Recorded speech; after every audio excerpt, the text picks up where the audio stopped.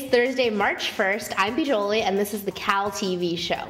So, as I was looking for stories frantically at the last minute, because that's pretty much what I do right before I film, I actually found a really interesting story on CNN.com. Now, it has nothing to do with Berkeley, but let's see if you guys get a kick out of this.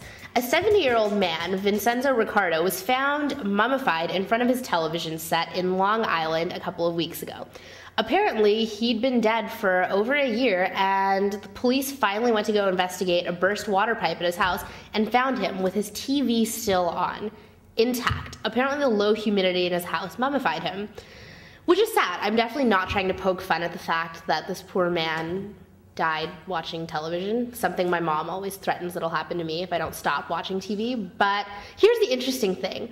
Ricardo was not only found watching television, but he's been blind for over the past 10 years. One of those weird mysteries of life. Anyways, I just thought that was really interesting, but back to Berkeley news. There's a new gay fraternity on campus. Sigma Epsilon Omega, the first gay fraternity in over 10 years on the Berkeley campus, has just recently started handing out bids and hopes to open a new fraternity house by next fall. President Travis Garcia wants to assure the campus community, however, that the fraternity is not only strictly for gay members. The goal of the fraternity is to increase social awareness and give networking opportunities to those men on campus who may not have been able to find it elsewhere, but also serves to educate the campus community at large. It sounds like a great opportunity, and hey, since they accept non-gay members, I guess Yao should go and apply. Still hasn't given me a date, but, that's fine. Do what you want. If you happen to be walking by Zellerbach Auditorium on Tuesday night, you might have noticed there was quite the smackdown going on. Now, it wasn't that kind of fight, but it was definitely quite the heated debate. Whole Foods CEO John Mackey came out and challenged UC Berkeley professor of journalism Michael Pollan to a debate. Pollan released a book last April called The Omnivore's Dilemma, which had a chapter about the fact that organic food is not so healthy considering that it's quite commercialized now. That prompted Mackey to write a 25-page single-spaced letter in rebuttal to Pollan, and that also kicked off a 6-month series of letters back and forth with them sparring the topic. Over 2,000 students, faculty, and community members came out to watch this little debate happen, and it ended on a pretty good note. Both sides agreed that they had really good points, and everyone went on their merry ways.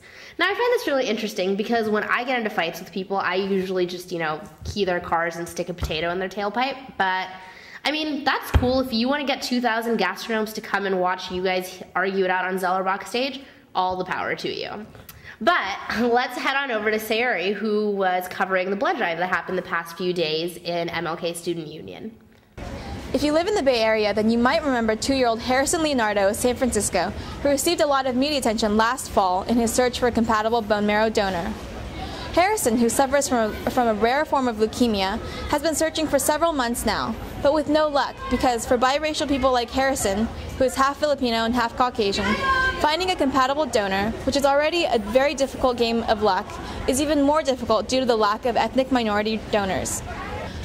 Of the 6 million people registered with the National Marrow Donor Program, only about 600,000 of them are ethnic minorities. The ratio of registered donors to the racial demographic of America do not match. Approximately 30%, or about 2 million of the registered donors, should be of ethnic minorities, which include people of African, Native American, Asian, and Hispanic backgrounds. In order to receive a bone marrow transplant, the recipient's gene type must match that of the donors perfectly. Even a mismatch of one gene can increase the chances of complications after surgery, such as rejection of the bone marrow. Similar ethnic backgrounds can increase the chances of compatibility because of similar genetic makeup.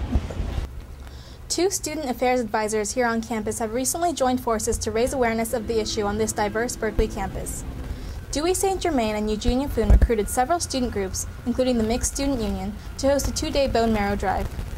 The MLK Junior Student Union's 4th floor was one of the locations where students got their gene type tested with a simple cheek swab.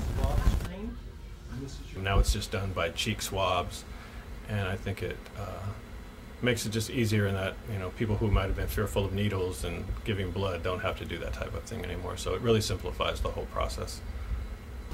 Now, it is only if you've been identified as a match for a patient that you will be asked for further testing. Also, registering does not commit you to donate and can only help to diversify the registry. Anybody could be that 1 in a million match, and we want to give people the best chances that they have to find a donor. The drive will continue tomorrow, that's Thursday, March 1st, in the Heller Lounge of the MLK Student Union from 10 in the morning to 3 in the afternoon. Reporting for CalTV, I'm Saori Izuka. Thanks, Saori. That was really interesting. I'm actually a registered marrow donor, and all of you should go and get registered as soon as you can. It's for a great cause. But since we're running out of time, let's head on over and check out what the of the week is. This week, the of the week is the weather. I'm sure you've all noticed that it's been almost as dysfunctional as my ex-boyfriend, with it raining one day, being sunny the next, but good news, it's supposed to stay sunny up until next Thursday, and then it's going to start pouring again. But that's fantastic because my shows are on Thursday, so when you're stuck in the house and have nothing else to do, make sure you come back next week and check me out then. Until next week, see you later. Bye.